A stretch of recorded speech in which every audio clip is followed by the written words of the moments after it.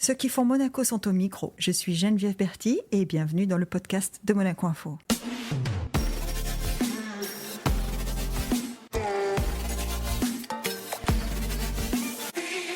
Notre invité du jour est un homme aux 1000 facettes d'entrepreneur. Présent depuis plus de 40 ans en principauté, il est le fondateur du Monaco Yacht Show, du salon Monaco Business et ancien président de l'OGC Nice.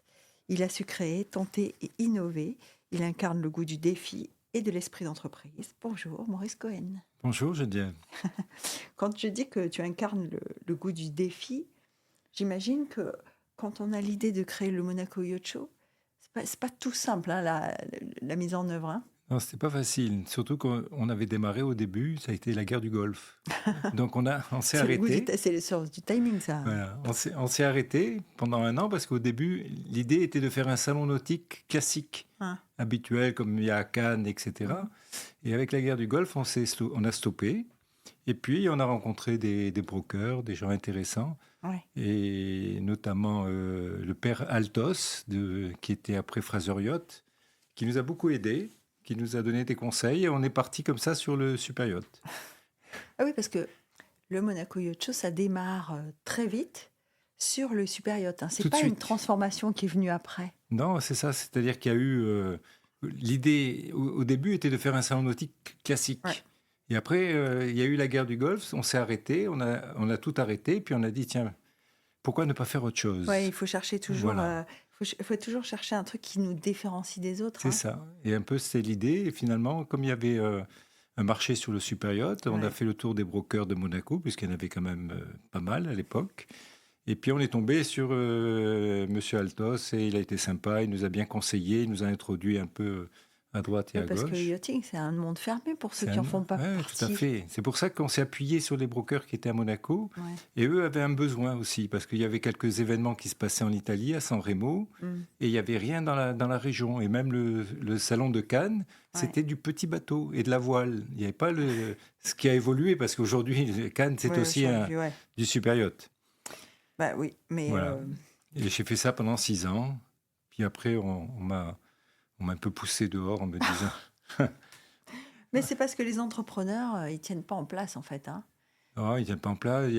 C'est-à-dire qu'il y a eu un projet qui était magnifique, puisqu'il y a un monsieur écossais qui est arrivé, monsieur Laidlaw, et qui, lui, était présent dans 3 pays à travers le monde. Ouais. Il était présent, il faisait un salon des architectes navals à Londres, un salon de l'électronique navale à Amsterdam, et un salon du broker à Dubaï. Ah ouais. Il était résident à Monaco et il souhaitait venir à Monaco ramener ces 3 salons. Mais il y avait le Monaco Yacht Show qui le gênait. Ah. Et c'est comme ça qu'il est venu. La première année, j'ai refusé. La deuxième année, j'ai refusé. Puis la 3e année, on m'a mis un peu la pression. Et donc, j'ai accepté. Ça a été vendu au prix normal. Et maintenant, c'est devenu un salon magnifique. Et ça me fait plaisir chaque année de le voir et de voir son évolution. Quand tu dis je l'ai vendu au prix normal, quand on fait des entreprises comme toi, l'idéal c'est de le vendre, enfin l'objectif c'est de la vendre ? Non, pas du tout, c'était pas du tout l'idée de vendre, puisque je l'avais créé, il se développait très bien, chaque année on améliorait, chaque année on grandissait, et c'était pas du tout un objectif. J'ai refusé plusieurs fois, etc., mais après j'ai senti que j'étais poussé à la vente, donc il y a eu un audit. Tu as senti qu'il valait mieux ? Oui, je peux pas dire ce qu'on m'a dit, mais... Et donc, il y a KPMG qui est arrivé de Paris, ils ont fait une étude financière, et puis ils m'ont fait une proposition, et j'ai accepté. Et je suis resté avec eux pendant 18 mois, et j'ai laissé mon directeur, qui était Luc Petavino, qui lui est resté avec les Anglais, et qui a fait qui était dans l'esprit, qui a bien continué, et tant mieux. Donc voilà. Qu'est-ce que tu retiens, toi, du passage Monaco Yacht Show ? Parce que c'était au début, c'était au début de toi à Monaco aussi. Hein. Qu'est-ce que tu retiens ? Moi, j'ai démarré à Monaco. Je suis arrivé ici par hasard. Je suis arrivé parce que j'avais déjà une société en France, à Nice, parce que je suis niçois toujours. Et j'ai rencontré par hasard, en achetant des photos, Italo Bazzoli. Italo, qui était un photographe exceptionnel, et j'ai connu Italo Bazzoli, et Et on a commencé à travailler ensemble avec son épouse qui était sympa comme tout. Je m'entendais bien avec elle. Et on a commencé. Ouais, pour ceux qui ne savent pas, Italo, il avait une boîte de communication ici. Communication, Ouais. Studio Bazzoli, mais c'était Studio plutôt Bazzoli, un photographe à l'origine. Photographe, graphiste, Ouais. qui était un très très très bon photographe. Il faisait des logos aussi. Il faisait des logos, il faisait beaucoup aussi de plans pour des expositions, notamment pour la famille princière, il en a fait pas mal. Ouais. Et donc, c'est en le rencontrant, comme ça, en achetant une photo, parce que je faisais un magazine et j'avais eu besoin d'acheter une photo, que j'ai rencontré Italo, et on a commencé à travailler ensemble. Et puis un jour, on a dit, tiens, pourquoi pas? Pourquoi tu t'installes pas à Monaco? Ouais. Et il m'a présenté André Garino, qui m'a expliqué ce qu'il fallait faire et pas faire. Et c'est comme ça que j'ai démarré tranquillement. Et j'ai fait... et aussi, la petite histoire, c'est que je faisais sur Nice, je faisais l'agenda de la Fédération française de tennis Côte d'Azur. D'accord. Et à Monaco, un jour, on me téléphone, et c'était un monsieur qui était devenu conseiller de gouvernement après, qui était Louis Caravel, avec Jean-Claude Rillet, qui est aux finances, qui s'occupait de la Fédération monégasque de tennis, et qui me dit, écoutez, ce que vous faites à Nice, ça nous intéresserait, vous ne pouvez pas le faire à Monaco. Ah bah Puis oui. c'est comme ça que les choses se sont tournées progressivement, comme ça, et j'ai compris, quand je suis arrivé en tant que petit niçois français, que pour essayer d'exister à Monaco, il fallait s'investir. Et le seul endroit où je pouvais m'investir, c'était dans le socio-professionnel. Eh oui, c'est pour ça. C'est pour ça que j'ai eu une action... c'est pour ça qu'il y a eu la Jeune Chambre économique. D'abord, il y a eu l'Union des commerçants. Ah oui, l'Union des commerçants. J'étais secrétaire général de l'Union des commerçants à l'époque de Paul Vinci et de Pierre Brézot. Faut vous dire, donc ça remonte. Hein. Puis après, il y a eu la Jeune Chambre économique. J'ai été président de la Jeune Chambre en 90. Ouais. Après, j'ai été... il y a eu le SICOM. Le SICOM, on a créé avec Stéphane Valéry le SICOM. Vice-président de la Fédération patronale. Avec M. Pastor Victor. Victor Pastor, qui était le président. C'est son fils. C'est son fils, mais avec Victor Pastor, on s'entendait bien.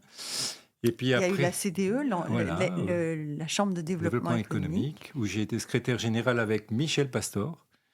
Ah bah voilà. J'ai fait un tour et avec Michel, on s'entendait bien. Puis on s'est retrouvés au football à un moment donné. Lui était président de l'AS Monaco, moi président de Nice. Et oui, parce que ça, c'est le point étonnant. C'est que bon, tu es un homme d'entreprise, tu conduis des projets d'entreprise. On parlera de Monaco Business tout à l'heure, mais pas que. Et il y a Davidson Communication aussi. Et tu développes tous ces, alors on va dire le mot, tous ces business. Et puis tout d'un coup, on te retrouve président de club de football.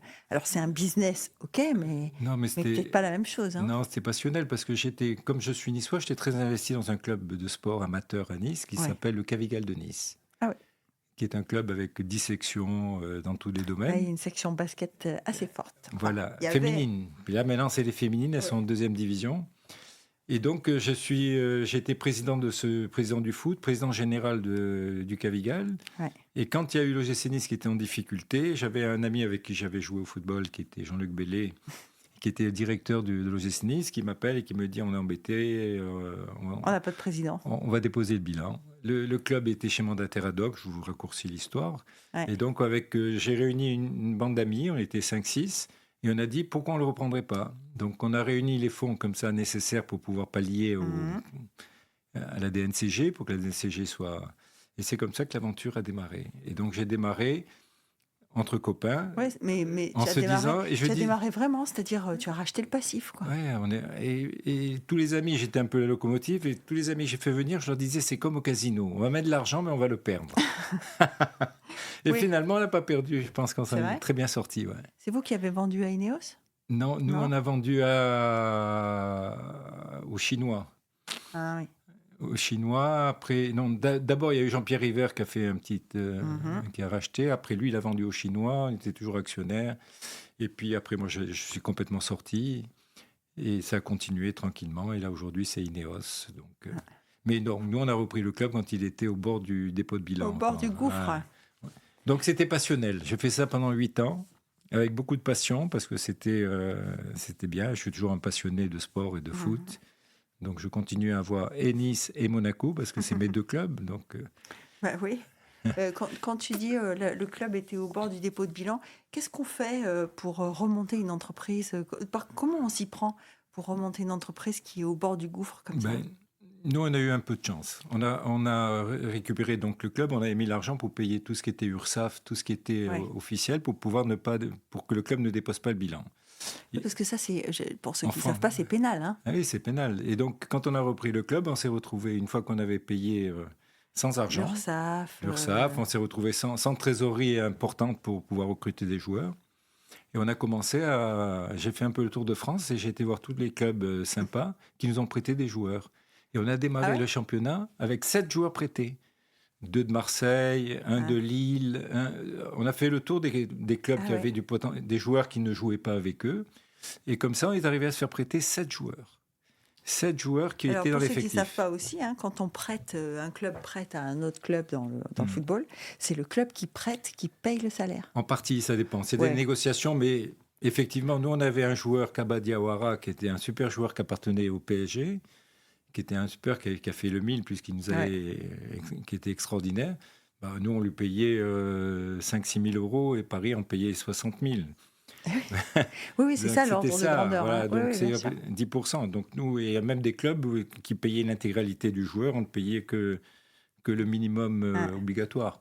Donc comme ça, dès la première année, on s'est fait prêter les joueurs, puis ça a bien fonctionné. On est arrivé à la trêve, on était premier ex-aequo avec Marseille, ce qui était une histoire de fou. Bon, ça n'a pas duré, on a fini 10 ou 11e après, mais c'était sympathique. Quoi. Belle aventure.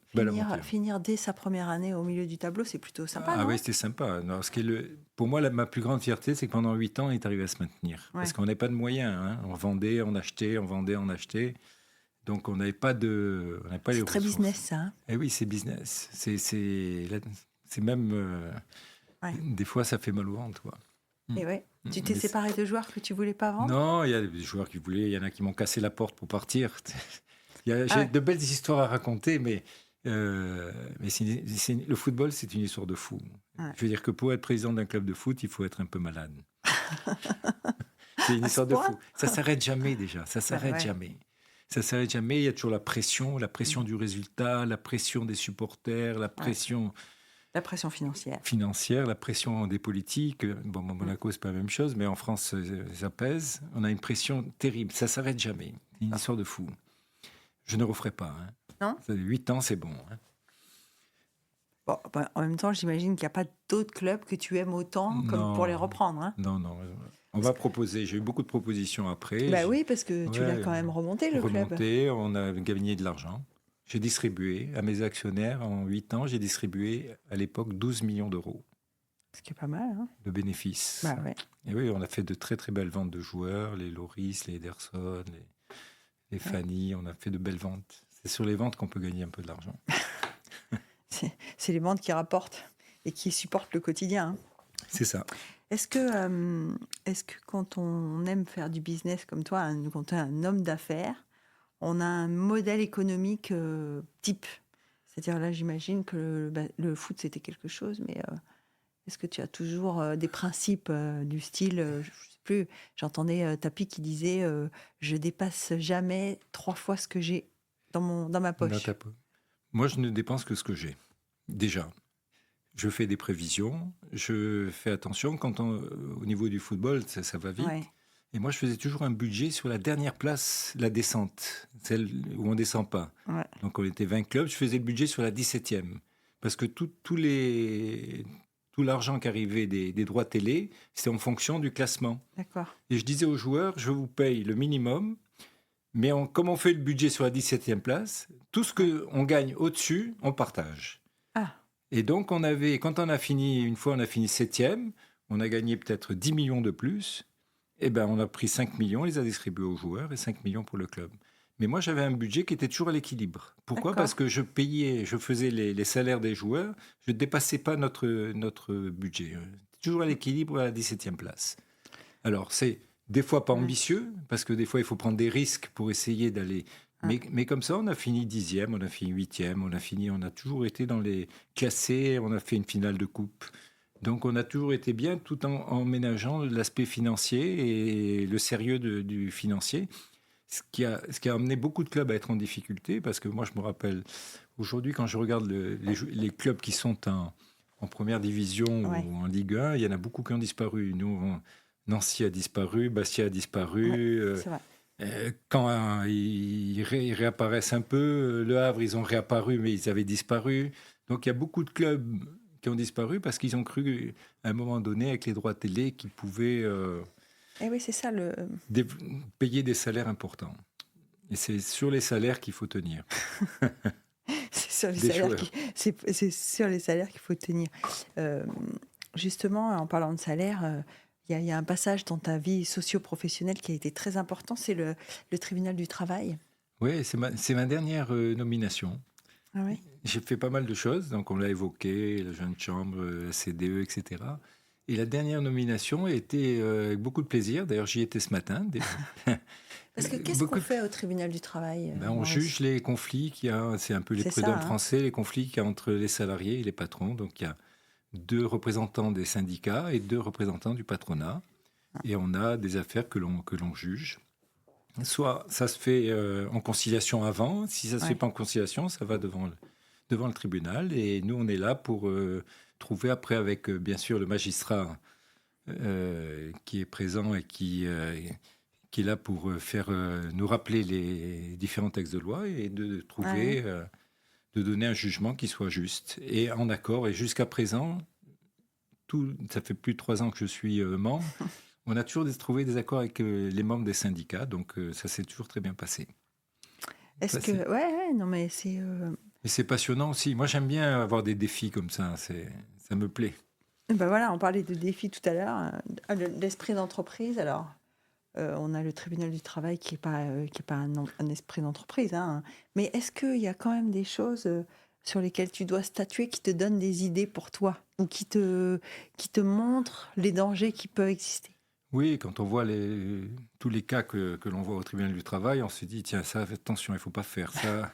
Donc ça nous permet comme ça d'avoir une analyse et on en parle entre nous, parce qu'on se retrouve avec les différentes personnes et on fait attention. Donc il y a des choses...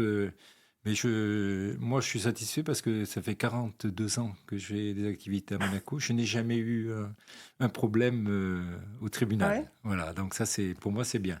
Quand je vois tout ce que je vois je me dis, tiens, ça a été pas mal. Bah ouais, ça quand même, hein.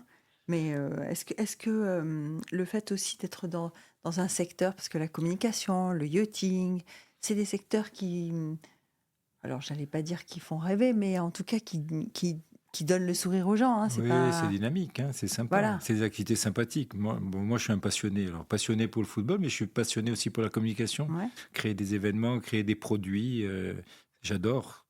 Ouais. Donc, développer des produits. Là, on a développé avec Cities Oui. toutes les abribus numériques. On les a beaucoup développés. On n'en a pas l'exclusivité, mais on les a beaucoup aidés à développer quand ils sont arrivés. Avant, c'était Claire Chanel.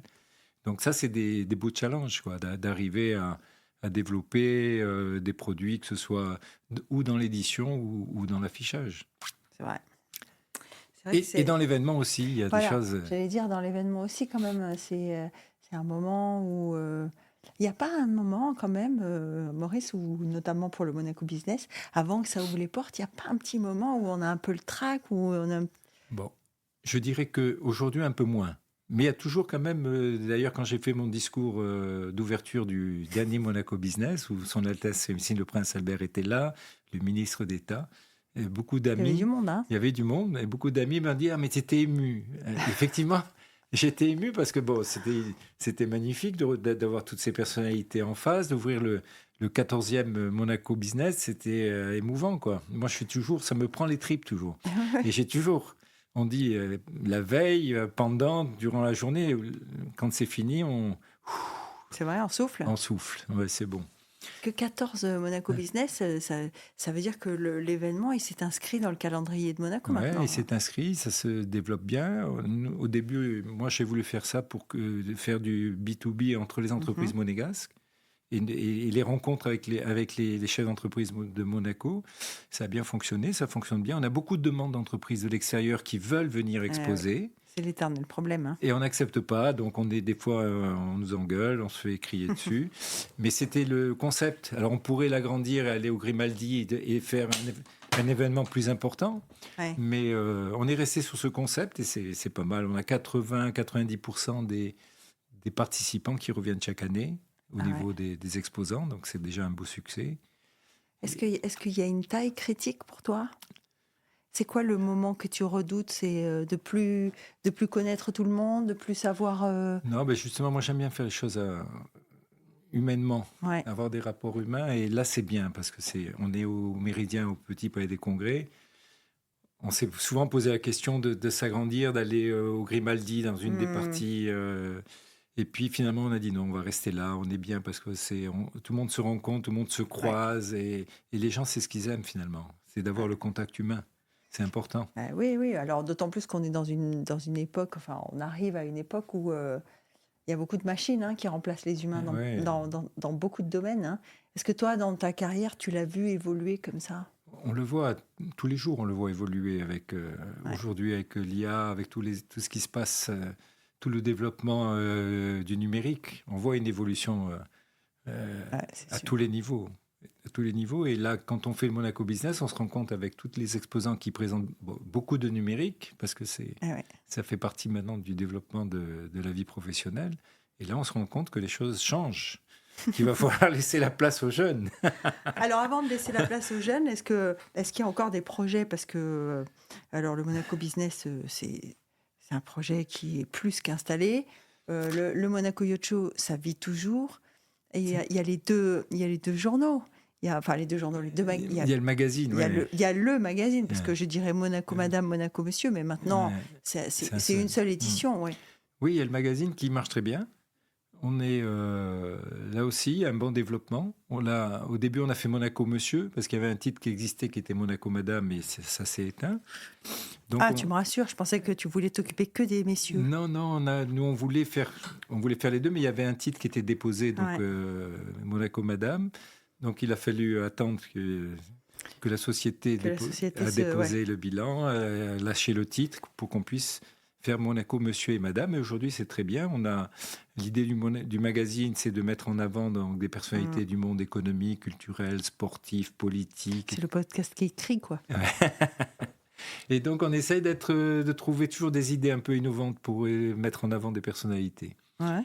Et c'est pas mal. Et ça marche bien aussi. On a un bon rendu. Il faut dire qu'à Monaco, il y a du monde. Hein. Il y a du monde. On a beaucoup de concurrence. Hein. Mais on a beaucoup de concurrence.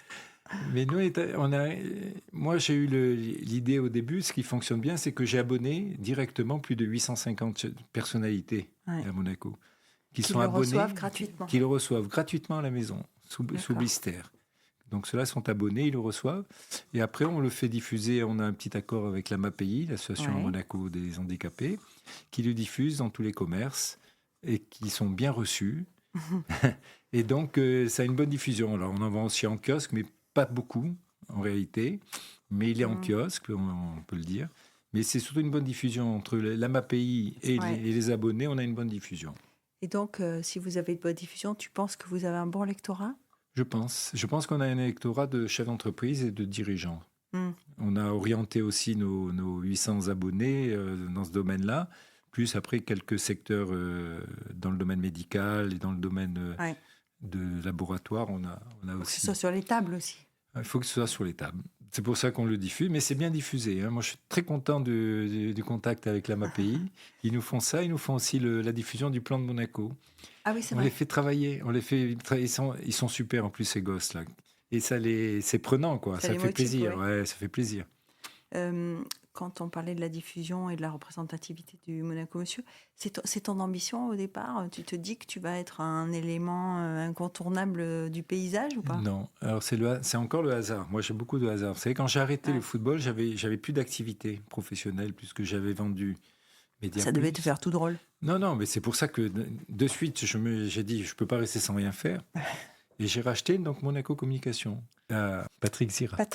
Qui était pas bien. Et il était lui aussi au bord du dépôt de bilan. Donc j'ai racheté la société. Tu en as fait ta spécialité de racheter des sociétés qui déclinent. Mais lui, il a été malade. Donc ce pauvre, c'était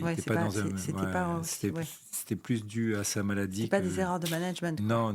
Je pense quand je l'ai rencontré, il n'était pas dans un bon état. Et donc j'ai racheté sa société. Et il restait, parce qu'il avait tout vendu à la découpe. Tout ce qu'il avait, il avait vendu à la découpe. Les actifs, en fait, les choses qui étaient monnayables. Voilà, il a tout vendu. Il restait uniquement donc la Société Anonyme Monégasque et il restait un titre qui était Monaco Monsieur. Ah, voilà. Et j'ai dit, tiens, c'est pas mal. pour redémarrer à Monaco, c'est pas mal avec Monaco Monsieur de pouvoir redémarrer. C'était une bonne carte de visite. Voilà. Mais est-ce que ça veut dire qu'il faut investir dans ces moments-là, Maurice? Ah oui. Et oui, on est obligé d'investir parce que Ouais. quand vous démarrez de zéro, vous embauchez du personnel, vous embauchez un journaliste. D'entrée, il faut investir. Si on n'investit pas, on peut pas avancer. Comment on fait d'ailleurs pour se dire... alors c'est un peu pareil que le foot, hein, on se dit on va mettre de l'argent, c'est un peu comme au casino, on va pas sûr de le récupérer. Non, quand même. moins qu'au football. Il faut vous assurer que c'est moins qu'au football. Parce que dans la communication et dans l'événement, on arrive à mesurer un peu l'impact, on arrive à voir quelques annonceurs et quelques clients que l'on connaît bien et qui nous font confiance. Donc on connaît le retour sur investissement. On connaît plus facilement le retour sur investissement ou en tous les cas d'arriver à ne pas perdre. Et moi, j'ai développé comme ça. C'est comme ça que j'ai démarré avec Monaco Monsieur. Ouais. J'ai redémarré à zéro. J'ai après créé Monaco Business. Et puis comme ça, j'ai développé tranquillement l'activité de Monaco Communication qui aujourd'hui fait 1 200 000 euros de chiffre d'affaires. C'est pas un gros chiffre, mais c'est pas mal. Pour une petite activité. Voilà, c'est un chiffre d'activité, oui. C'est pas mal, un empire. Non, c'est bien, on est bien. Encore une fois, tu as envie de garder ça à une certaine mesure. Oui, mais nous, on est une petite équipe.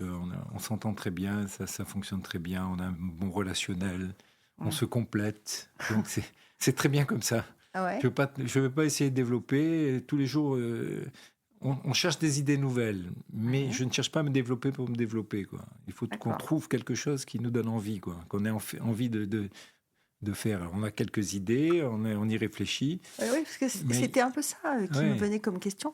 Je me dis, quand on fait autant de choses que ça, c'est quoi la motivation? C'est quoi le... C'est trouver. Je suis toujours à la recherche d'une idée nouvelle. Je suis toujours à la recherche d'une idée nouvelle. Et donc, d'essayer de... Moi, j'avais eu un beau projet à un moment donné, ça n'a pas fonctionné, mais j'avais eu un beau projet parce qu'on ne réussit pas tout non plus. Hein. Ouais, c'est ça le problème. Ouais. On ne réussit pas tout. Et j'avais un projet de faire un quotidien à Monaco. Ah oui. Un quotidien, juste après le football, quand j'ai repris, c'était mon idée principale, c'était celle-là. J'ai monté un dossier, j'ai tout préparé. Et à l'époque, Nice Matin était en difficulté financière de l'époque. Et des amis au gouvernement m'ont dit, écoute, on voit d'un mauvais œil que tu fais ça parce que ça risque... il ne faut pas qu'on dise que c'est à cause de Monaco que Nice Matin ait des difficultés, etc. Donc, on te conseille de ne pas le faire. On vous a conseillé de ne pas le faire? On m'a conseillé de ne pas le faire. Et je ne l'ai pas fait. Alors, à mon grand regret, parce que j'avais un beau projet. Ça devait s'appeler La Tribune de Monaco. Ah. Ouais. Mais c'est comme ça. On ne peut pas tout réussir. Hein. Toujours trouver des nouvelles idées, ça veut dire quoi aussi? Ça veut dire se remettre en question. C'est quoi la recette? Bon, aujourd'hui, moi, à l'âge où j'ai, c'est pas se me remettre en question, c'est de me faire plaisir. Ouais. Aujourd'hui, je n'ai envie de travailler que pour me faire plaisir. Voilà. On travaille aussi pour se faire plaisir? Ouais. Moi, je travaille pour me faire plaisir. Chaque fois que je viens le matin, bon, j'arrive pas aux heures comme tout le monde, mais chaque fois que j'arrive le matin, je suis content. Je viens avec plaisir. Ça me fait plaisir de travailler, ça me fait plaisir, mais parce que ça me plaît. Donc, j'ai pas... Et toujours essayer de développer quelques idées. Alors, on est déjà pas mal, mais on cherche toujours une petite idée nouvelle. Mais ça a toujours été là que tu aimes travailler? Oui, ça a toujours été dans la communication. Et moi, j'ai deux passions, donc la communication et le sport. Et le sport, oui. Voilà. Donc, c'est deux choses qui me passionnent. Et le sport aussi. Je m'occupe du basket féminin à Nice. À Nice, oui. Je suis au conseil d'administration donc du Cavigal. Du Cavigal. J'étais présidente générale. Et j'ai mon ami Stéphane Valéry qui s'occupe du basket féminin à Monaco. Alors. Tu lui as donné quelques conseils Non, je l'ai vu hier et il doit aller jouer contre des jeunes du centre de formation français. Et je lui ai dit de faire attention, qu'elles étaient très, très, très bonnes et que c'est l'équipe de France future. Bah oui, ça c'est sûr qu'on fait toujours... Alors là, tu parlais tout à l'heure de Luc Pétavino, qui était ton bras droit au Monaco Yacht Show. Tu es aussi réputé pour faire grandir les gens qui t'entourent. Ça fait plaisir. Parce que tu les prends jeunes. Ben oui, Luc, je l'ai pris jeune et il a démarré avec moi puisqu'il travaillait avec son beau-père à l'origine. Ouais. On était au Grimaldi, lui il était au 7e, nous on était au 4e. Et je l'ai connu au travers de la Jeune Chambre économique. D'accord. Au niveau de la Jeune Chambre, on s'est connus, on a travaillé ensemble à la Jeune Chambre. Et un jour, il s'était un peu fâché avec le beau-père qui était dans l'immobilier. Et il est venu, j'ai dit, écoute, viens. Et à l'époque, je faisais l'annuaire du festival de télévision de Monte-Carlo. Ouais. L'annuaire du festival et le marché, parce qu'il y avait 2 choses à l'époque. Et j'ai dit à Luc, écoute, toi, tu parles bien les langues. Oui, c'est un projet pour toi, oui. C'est un projet pour toi. Et j'avais le Monaco Yacht Show qui démarrait avec un garçon qui s'appelait Didier Vera, qui était le responsable. Et donc, Luc a démarré avec le Festival TV. Ça a bien marché. On s'est bien entendu. On se connaissait déjà de la jeune chambre, donc on s'entendait bien. Et puis, Didier Vera n'a pas été très sérieux à un moment donné. Donc, il est parti. Et j'ai dit à Luc, écoute, il s'en va. C'était dès la première année, la deuxième année. J'ai dit, écoute, il s'en va. Là, tu as une belle opportunité. Ouais. C'est pour toi ou c'est pour toi, si tu veux? C'est pour toi. Il m'a dit, OK, on y va. Et donc, voilà, c'est comme ça que notre histoire a démarré. Il est resté 5-6 ans à mes côtés. Voilà. Et quand j'ai vendu, je lui ai dit, qu'est-ce que tu veux faire? Tu veux rester? Il m'a dit, ça me plaît beaucoup. Il avait sympathisé avec le propriétaire du groupe de IR à l'époque. Et donc, il est resté... moi, je suis resté 18 mois avec eux. Et Luc est resté après, il a continué, il a bien développé. Ça fait plaisir de voir ce qui est devenu le Yacht Show. Et moi, ça m'a fait plaisir pour Luc, qui avait un souci avec son fils, etc. Et donc, j'étais très, très heureux. Je suis très, très content de tout ce qu'il a fait. Donc, ça me fait plaisir. Est-ce que tu as gardé aussi des contacts avec le monde du football? Oui, moi, je suis un passionné, je vous ai dit. Donc, je vais contact. Je vais pratiquement à tous les matchs de Nice et de Monaco. Parce que là, il me semble qu'il y avait Jean-Pierre River qui retournait, hein? Non, c'est fini. C'est fini? C'est fini. Ah, j'avais l'impression qu'il reprenait du service. Non, il a pris le chemin de la politique. Ah, comme quoi les chemins du sport mènent un peu à tout, hein? Ça peut mener à tout. Est-ce que toi, quand tu étais à la tête de l'OGC Nice, tu as senti ça, cette possibilité de passer à autre chose? On m'a proposé plusieurs fois et j'ai toujours refusé. Moi. La politique, c'est pas pour moi. La politique, c'est pas pour moi. Non. Pourquoi c'est pas pour toi? C'est pas pour moi. Je n'aime pas du tout ce chemin. La politique, tous les gens qui sont dedans, j'aime pas du tout. J'aime bien les regarder de loin, mais mettre les mains dedans, non, ça me plaît pas.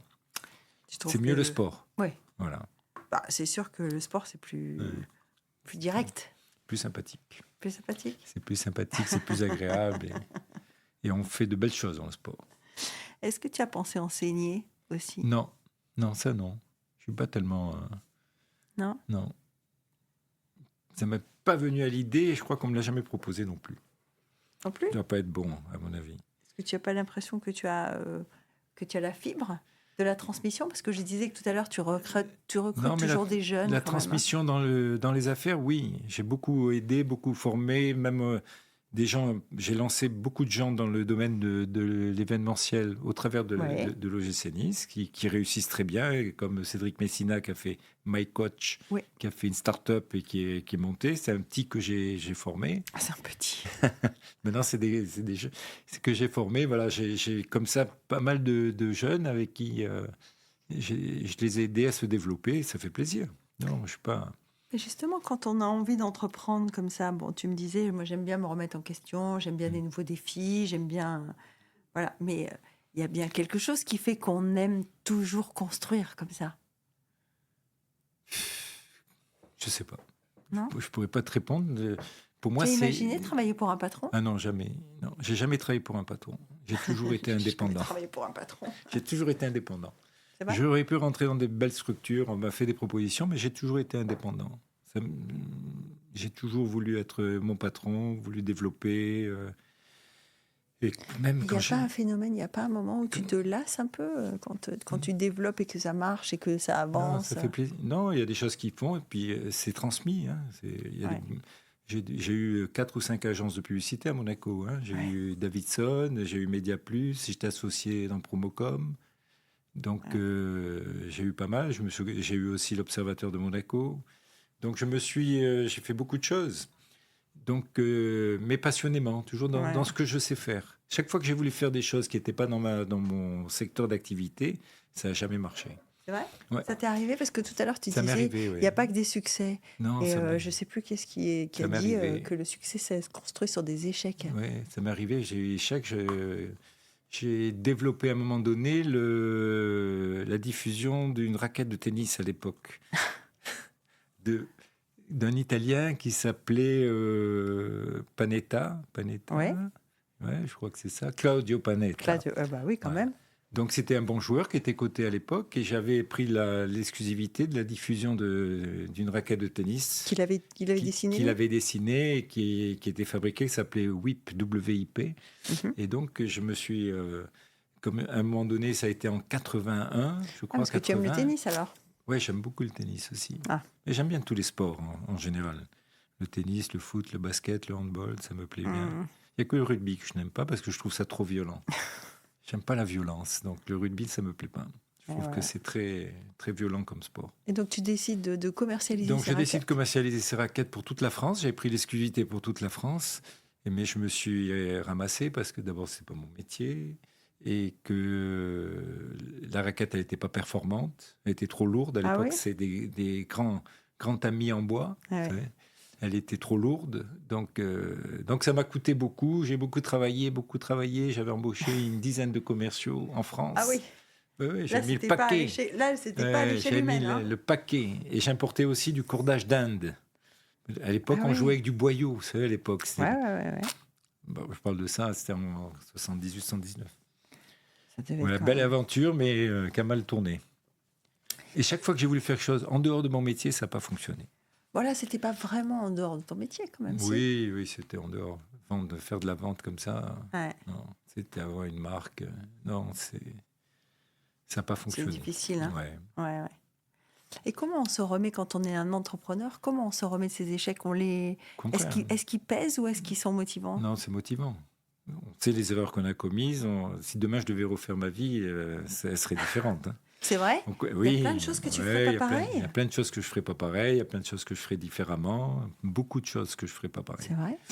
Et là, quand il y a un échec, on analyse son échec et on dit qu'est-ce qu'on a fait de mal, Et ce que j'avais fait de mal dans les raquettes tennis, c'est que c'était pas mon métier, que j'étais pas un professionnel, ni de la fabrication, ni du tennis, et que je me suis laissé porter par l'idée d'un joueur international qui était coté à l'époque, en disant son image de marque va nous permettre de vendre. Mais il fallait qu'il y ait la qualité, et on n'avait pas la qualité de la raquette. Oui, il faut avoir un très très bon socle. Pour important. Bénéficier d'une image comme ça qui te permette d'entrer sur des marchés, il faut avoir un bon produit, quoi. Mon seul bon produit, c'était le cordage que j'importais d'Inde, qui était en boyau naturel, et ça fait ça a très très bien marché. Bah oui. Ça a bien marché. Tu l'as conservé quand même, le boyau ou pas? Je l'avais conservé, mais après quand j'ai arrêté, j'ai tout arrêté. J'ai pas déposé le bilan, mais j'ai arrêté, payé tout le monde, et j'ai dit allez, on passe à autre chose. Revenons à nos premiers amours. À nos premiers amours, et laissons tomber la diffusion de raquettes de tennis. Parce que j'avais des idées, je voulais faire une raquette façonnable. À l'époque, façonnable était très en vogue. Donc j'avais le PDG de Façonnable était une connaissance, et je lui avais proposé de faire une raquette. Il m'a dit oui, pourquoi pas. Et donc, j'ai arrêté parce que j'ai compris que c'est pas pour moi. Alors, restons sur la raquette. Parlons un peu de tennis. Est-ce que tu es impliqué aujourd'hui dans le monde du tennis ou non, pas du tout? Pas du tout. Je suis un spectateur. Je regarde avec attention. Tu joues pas? Je joue, oui. Je joue au tennis, je joue au paddle, je joue au golf. Je suis un sportif. Non, je suis sportif quand même. Quand même. Et le tennis, j'aime bien le tennis. C'est un bon sport. J'aime bien le tennis, mais je me suis mis au paddle et c'est vraiment sympathique. C'est vraiment sympathique. Le paddle, c'est sympa. Ouais. Est-ce que tu penses, là qu'on parle de sport, est-ce que tu penses que le fait d'être comme ça, d'avoir des racines sportives, d'avoir une culture sportive, est-ce que tu penses que ça t'a aidé dans ta carrière? Je pense que oui. Parce que le sport, c'est un vecteur de motivation. Ouais.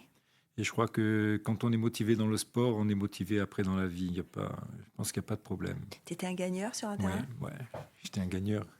Quand je jouais au football, j'étais défenseur central. Et on disait que j'étais méchant, mais j'étais agressif, mais que sur le ballon, pas sur le... Bon, défenseur central, c'est le dernier rempart. Si lui est passé, les autres... J'ai joué quand Critérium Junior, j'étais un bon petit joueur, mais pas assez fort pour aller au-dessus, mais un bon joueur qui était joué jusqu'en Critérium Junior. Est-ce que tu as voyagé avec ton équipe de foot? Tu les as accompagnés là où ils ont joué ou pas? Mes équipes de l'OGC Nice, j'allais à tous les déplacements. Moi, je suis un passionné, donc quand je fais quelque chose, je le fais à fond. Et le donc, président de terrain. J'étais partout, tous les matchs, j'étais là, que ce soit à domicile ou à l'extérieur. J'étais à tous les matchs. Tu as rencontré beaucoup de monde alors? Oui, j'ai rencontré beaucoup de monde. En plus, j'étais au conseil d'administration de la Ligue, donc j'ai pris des responsabilités. C'est là où j'ai beaucoup travaillé avec Michel Pastor à l'époque, payons son âme, qui était gentil comme tout. Et donc, non, moi, je fais les choses à fond. C'est comme ça, même quand je prends des responsabilités, quand j'ai pris des responsabilités dans le socio-économique, j'ai toujours fait à fond.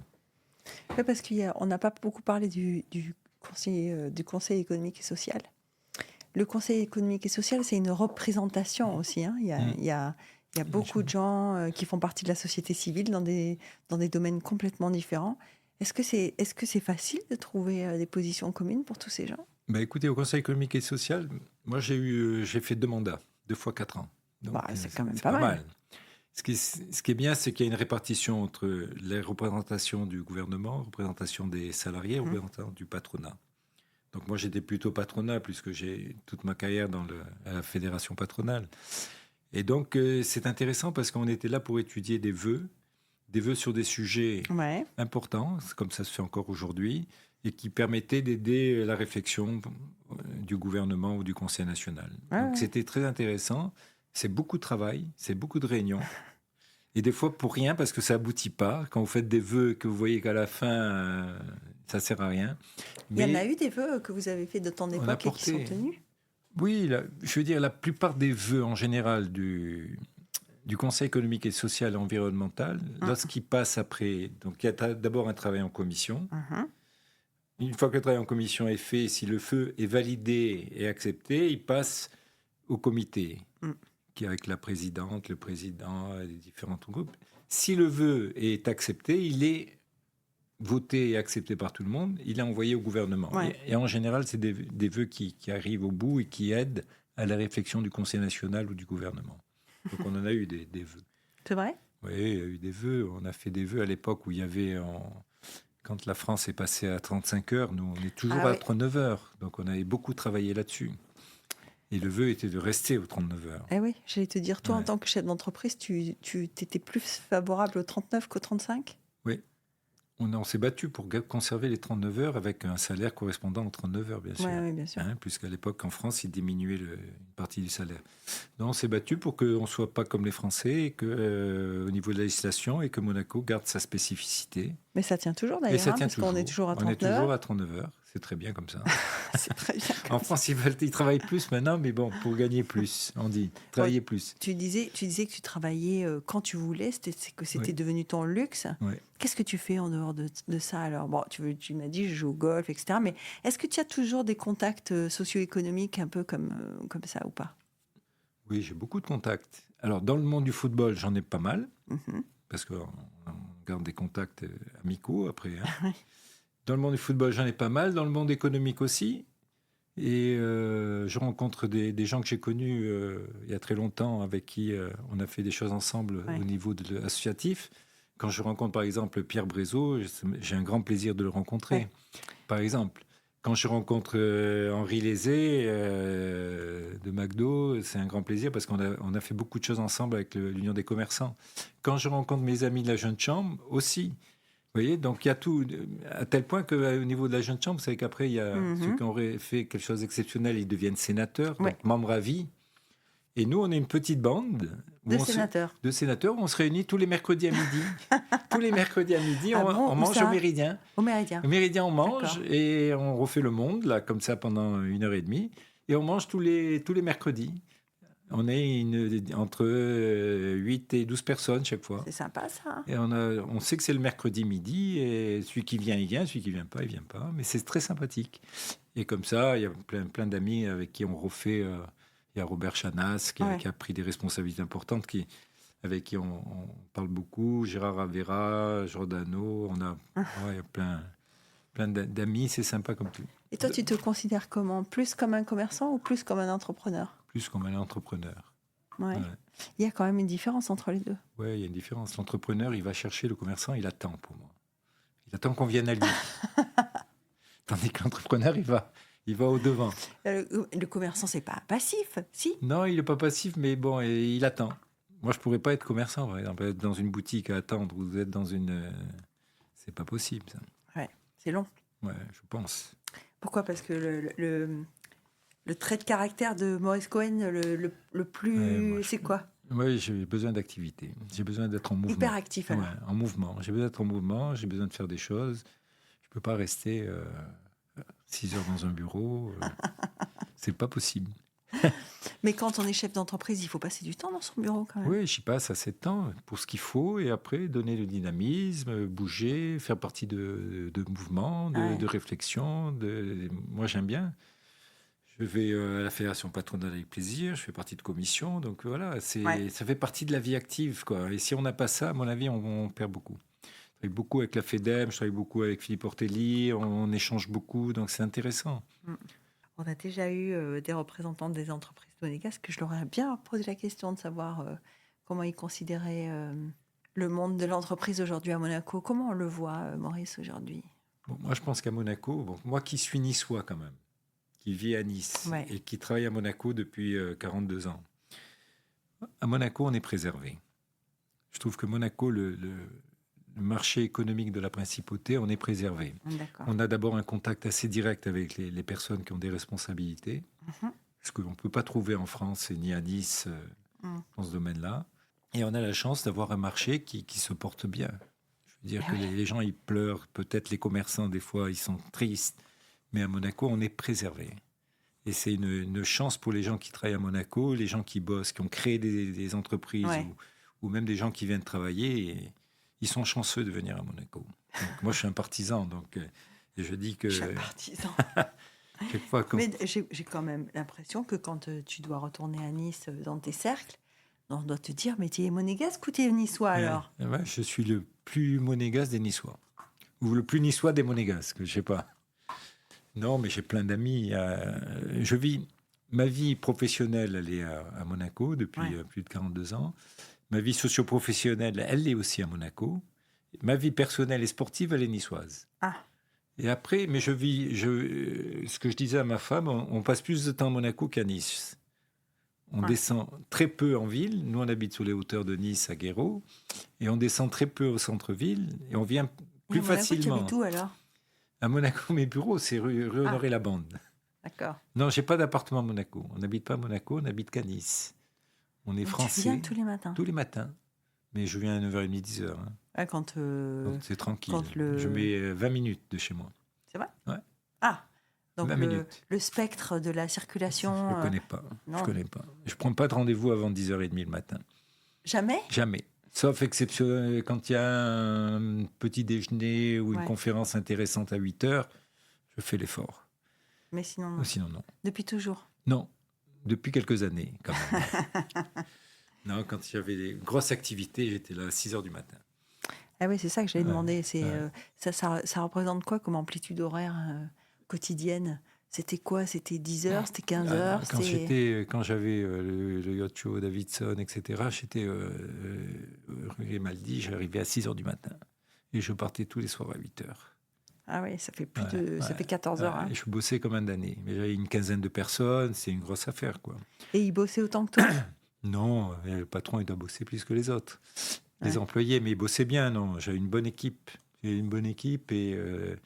Mais je bossais, on faisait beaucoup de choses à l'époque. Avec Davidson, à part le yacht show, on faisait toutes les éditions de l'opéra, des ballets de Monte-Carlo, du théâtre.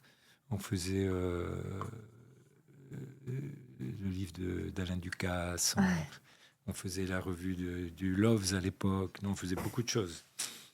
Le Printemps des Arts de Monte-Carlo. On travaillait beaucoup avec M. Bataini, que tu as dû connaître. Ouais. On travaillait beaucoup avec lui aux affaires culturelles. Donc, beaucoup de communication écrite alors. Hein. Beaucoup d'éditions à l'époque. Plus d'éditions que d'événements. Ouais. Mais malgré tout, en événement, il y a une chose, c'est amusant, là, je viens d'y penser parce que tu me fais remémorer. J'ai créé, avec l'Union des commerçants, on a créé au hall du Centenaire, tu vois, là où il y avait le Grimaldi, le hall du Centenaire, un salon nautique, petit salon nautique. Où il y avait essentiellement des petits bateaux, des planches à voile, parce qu'à l'Union des commerçants, c'était fait avec l'Union des commerçants, avec Paul Vinci, on avait dit, tiens, on va créer un petit événement pour un peu changer. Dynamiser, oui. Ça a été amusant. Et après, j'ai fait le premier salon de la bureautique et de l'informatique à Monaco, à l'époque. Ça aussi, c'est un sujet. Comment on fait Maurice, pour avoir en tête les sujets qui vont marcher? Eh ben, on essaye. Hein. Il faut essayer, il faut réfléchir, et puis il faut y aller, quoi. Quand j'ai fait, Hein? Faut se lancer. Ouais, il faut se lancer. Des fois, on se plante. Des fois, ça marche. Des fois, ça marche pas. Ça fait partie de la vie, ça. Hein? Et tu es indulgent vis-à-vis de toi-même quand ça marche pas? Qu'est-ce que tu dis? Ben oui, j'ai dit, bon, on va se relever, on va faire autre chose. Non, non, non, je lâche jamais. Je lâche pas.